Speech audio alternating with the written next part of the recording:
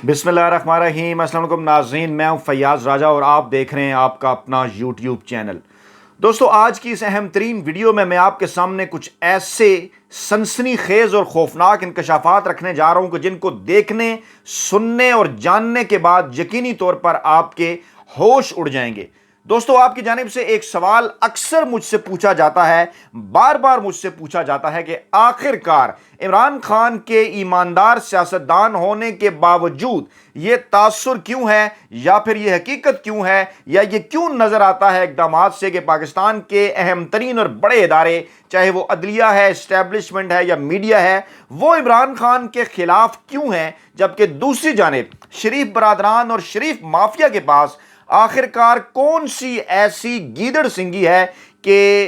इदारों के खिलाफ घटिया तरीन खौफनाक तरीन बयानात के बावजूद, उनके खिलाफ घटिया तरीन खौफनाक तरीन इकदामात के बावजूद और इदारों के ऊपर हमलों तक के बावजूद इदारों की जानिब से नवाज शरीफ, नवाज लीग या शरीफ माफिया के खिलाफ कोई कार्रवाई आखिरकार क्यों नहीं होती, उनके खिलाफ इकदामात क्यों नहीं उठाए जाते, उनके खिलाफ पर्चे दर्ज क्यों नहीं होते, उनको क्यों अदलिया से रिलीफ मिल जाता है और मीडिया क्यों हर वक्त उनकी पीआर कैंपेन करता रहता है। इससे पहले कि मैं ये खौफनाक और सनसनीखेज इंकशाफात आपके सामने रखूं, जो कि आपको थंबनेल के ऊपर भी नजर आ रहे हैं, मैं आपको यह बताना चाहूंगा कि पाकिस्तान के मौजूदा army chief general Qamar Javed Bajwa के खिलाफ नवाज लीग की जानिब से जिस किस्म की कैंपेन चलाई गई, वो तमाम तर तफसीलात इस प्लेटफॉर्म पर हम आपके सामने बारहा पेश कर चुके। चाहे वो नवाज शरीफ का बयान हो, चाहे मरियम नवाज के बयानात हों, चाहे वो ख्वाजा आसिफ के कौमी असम्बली के अंदर तकारीर हों,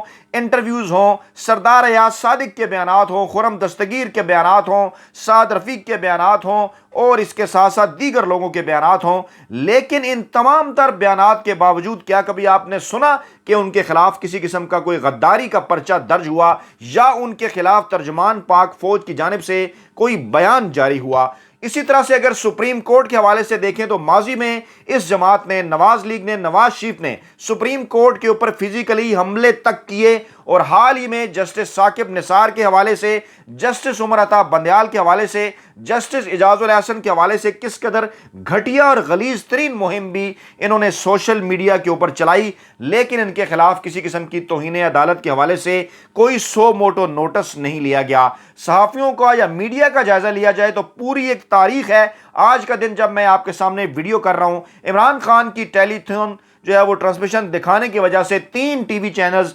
बोल, ARY और GNN की नशरियात को बंद कर दिया गया। गुज़श्ता 5 माह में मीडिया के ऊपर जिस किस्म की पाबंदियां लगाई गई वो सारी आपके सामने हैं। इससे पहले भी एक पूरी तारीख है, चाहे वो जंग अखबार को बंद कर देना हो, उसका कागज़ रोक लेना हो, और ये सूरत हाल हो गई थी कि 90 की दहाई में जब नवाज शरीफ की दूसरी हुकूमत थी 97 से 99 वाली, तो तकरीबन जंग अखबार बंद कर दिया गया। इतने खौफनाक इकदामात उनके खिलाफ उठाए गए कि अखबार प्रिंट होना ही बंद हो गया। इसी तरह से नजम सेठी को गिरफ्तार कर लिया गया, इसी तरह से मलीहा लोधी के ऊपर केसेस बनाए गए। लेकिन आज हैरान कुन तौर पर आप ये देखते हैं कि नजम सेठी अगली सफ़ों पर खड़े होकर नवाज शरीफ को डिफेंड करते हैं। जंग ग्रुप सबसे आगे बढ़कर नवाज शरीफ को डिफेंड करता है और दीगर कई लोग भी नवाज शरीफ को डिफेंड करते हैं। और आज ARY, GNN और बोल टीवी की नशरियात बंद होने के बावजूद इस दौर के अंदर नवाज लीग, PDM के खिलाफ कोई कैंपेन नहीं चलती। जबकि अगर देखा जाए तो 6 माह पहले आप देखें,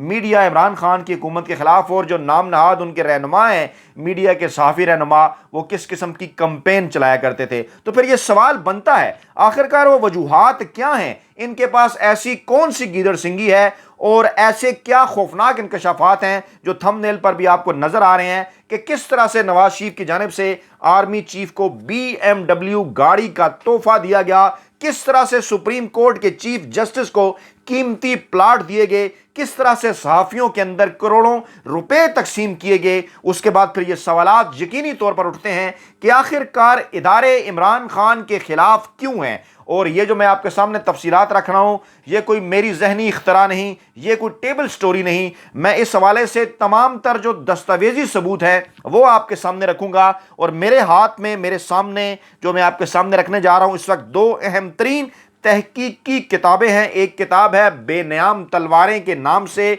जो है जनाब शुजा नवाज साहब की, پاکستان، اس کے فوجی ادارے اور خانہ جنگیاں، بڑی مشہور و معروف کتاب، اور دوسری کتاب ہے پاکستان میں بدعنوانی کی حکمرانی، یہ مجاہد حسین صاحب کی کتاب ہے۔ دونوں جو ہیں وہ قابل قدر محقق ہیں، اور ان کی کتابوں سے حوالے میں آپ کے سامنے رکھنے جا رہا ہوں۔ سب سے پہلے بے نیام تلواریں سے حوالہ میں آپ کے سامنے رکھ رہا ہوں، جس میں آپ کے سامنے ایسے انکشافات آئیں گے کہ آپ یقینی طور پر جو ہے وہ ایک اس قسم کے جو ہے وہ انکشافات ہیں کہ آپ کے ہوش اڑ جائیں گے۔ یہ معاملہ ہے جناب آرمی چیف جنرل آصف نواز جنجوعہ کے حوالے سے، جو کہ نواز شریف کے پہلے دور حکومت کے اندر پاکستان کے آرمی چیف تھے، اور نواز شریف اس وقت جب وزیر اعظم تھے، 90 کی دہائی کے آغاز کی میں بات کر رہا ہوں، اس ماحول کے متعلق اس وقت کیا ہوا، اختلافات کیسے ہوئے نواز شریف کے جنرل آصف نواز سے، یہ تفصیلات آپ کے سامنے رکھ رہا ہوں۔ اس کتاب کے رائٹر لکھتے ہیں کہ ایک بار شریف خاندان کے سربراہ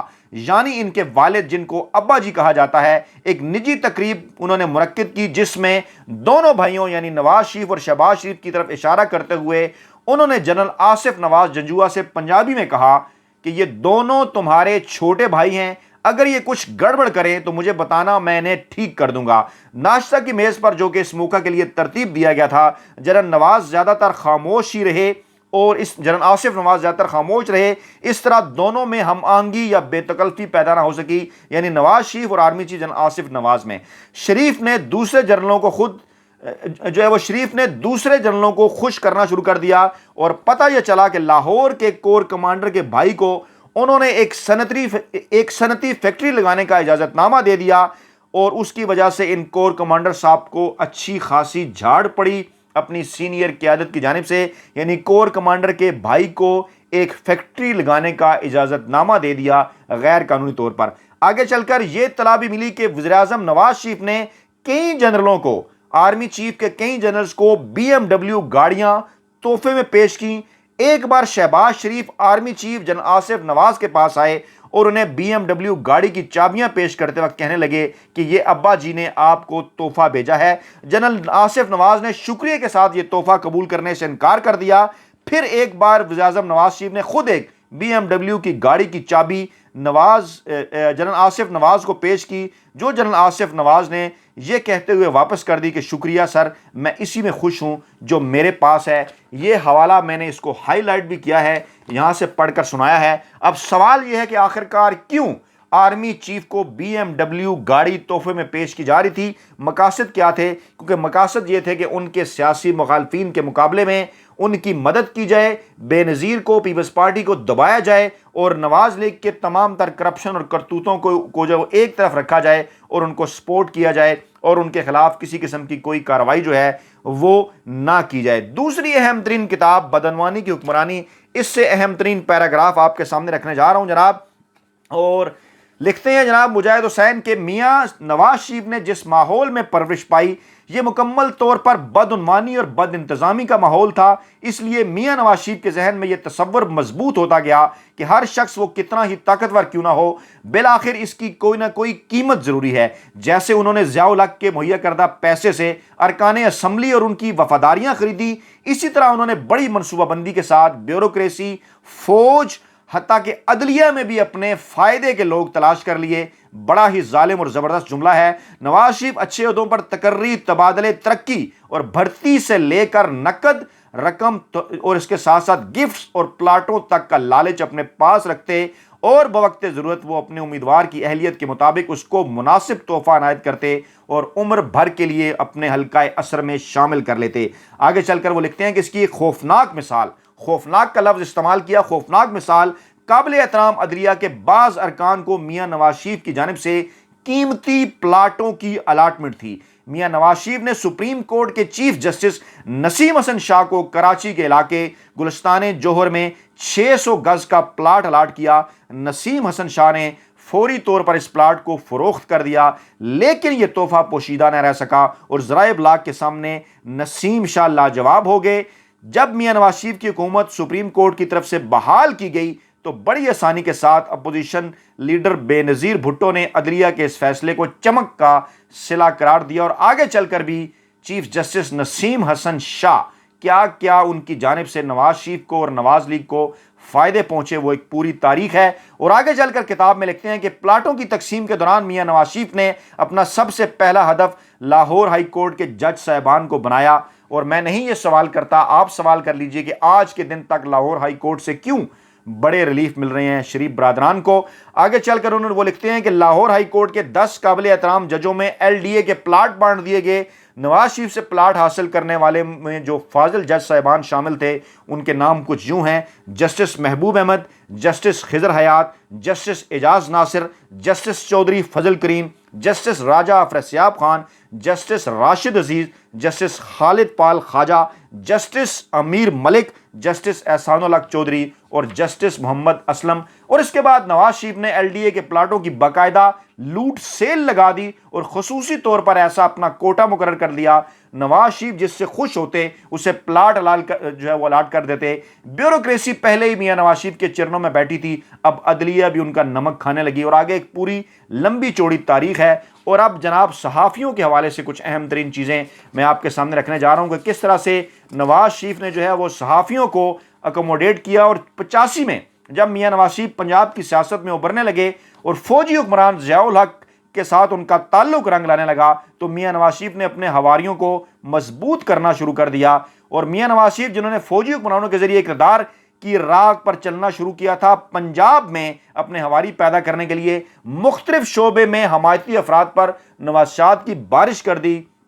تاکہ وہ بے نظیر اور پیپلز پارٹی کے خلاف ان کی مدد کریں۔ اس سلسلے میں پہلی کڑی لاہور کے پریس کے ساتھ تعلقات بڑھانا اور ان تعلقات کو اپنے حق میں استعمال کرنے کا خیال تھا۔ پیپلز پارٹی ایسا کوئی تجربہ نہیں کر سکی تھی، لیکن انہوں نے یہ تجربہ کیا، اور اس فہرست سے اندازہ لگایا جا سکتا ہے کہ نواز شریف نے کیسے کیسے شروعات کی۔ آگے لاکھوں روپے کے چیک انہوں نے تقسیم کیے ہیں، ہزاروں بھی ہیں، لاکھوں بھی ہیں، اور کس طرح سے سوابدیدی فنڈ میں رقم کے ساتھ جو ہے وہ کچھ آپ کے سامنے نام رکھتا ہوں۔ صدر فیڈرل یونین آف جرنلسٹ، یہ 1986 کا چیک ہے، پھر 86، 87، 88 اسی عرصے کے اندر مصباح الحق چیف رپورٹر PPI، اطہر مسعود روزنامہ جنگ، صدر گجرات پریس کلب، فضل الرحمان نعیم صحافی، منظور احمد ایڈیٹر ہفت روزہ مدینہ، AR گیلانی صحافی جنگ، Shahid Feroz Puri, Javed Nazir reporter the Nation, Tariq Warsi editor Nawa-i Waqt, Saadat Fayyaz reporter مشرق، ضیاء الاسلام چیف ایڈیٹر مشرق، شجاع الرحمان ایڈیٹر ہلال احمر، افتخار احمد رپورٹر جنگ، یعنی جنگ گروپ کے اوپر خاصی نگارشات اس وقت سے سی، مرزا نعیم اختر جرنلسٹ بھاولپور،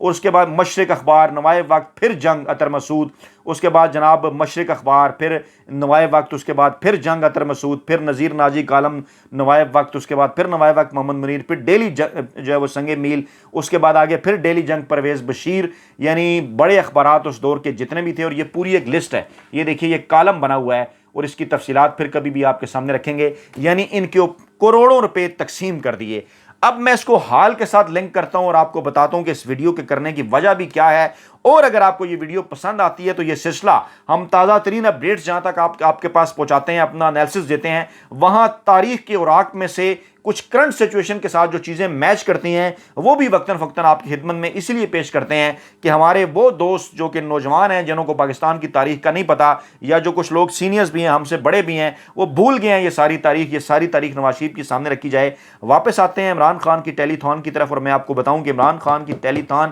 نہ دکھانے کے حوالے سے آج نہ صرف اسلام آباد بلکہ راولپنڈی سے بھی کالز آئیں، اور وہ میڈیا جو کہ عمران خان کو کہتا تھا کہ عمران خان سیاست کر رہے ہیں، سیلاب زدگان کے حوالے سے کام کرنا چاہیے، وہ میڈیا اب کہاں ہے جب مریم نواز جو ہیں وہ چشتیاں کے اندر جلسے کر رہی ہیں، اور عمران خان جو ہیں وہ ٹیلی تھان کر رہے ہیں سیلاب متاثرین کے لیے۔ پہلی ٹیلی تھان کے اندر بھی انہوں نے 5 ارب روپے سے زائد جمع کیے، آج بھی یہ اطلاعات ہیں کہ 5 ارب روپے سے انہوں نے زائد جمع کیے۔ اوورسیز پاکستانی اور پورے پاکستان سے لوگ ان کی آواز کے اوپر لبیک کہہ کر پاکستان کے اوپر لاکھوں کروڑوں روپے سیلاب زدگان کی مدد کرنے کے لیے تیار ہیں۔ لیکن کیا یہ اچھا ہوتا کہ یہ میڈیا کے تمام ٹی وی چینلز اگر یہ ٹیلی تھان دکھاتے تو یقینی طور پر جو ہے وہ اور بہت بڑی تعداد میں لوگ آتے پورے ملک کے، اور وہ بھی جو کہ عمران خان کا بیک گراؤنڈ جانتے ہیں، دیانت کا اور امانت کا، اور عمران خان کس طرح پیسے کا استعمال شوکت خانم نمل اور دیگر اداروں میں کرتے رہے، عمران خان پر ٹرسٹ ہے، یقینی طور پر اس رقم میں اضافہ ہو سکتا تھا جس کا فائدہ سیلاب زدگان کو پہنچنا تھا۔ لیکن صرف اور صرف عمران خان کے بکس میں یہ لوگ اتنا گر چکے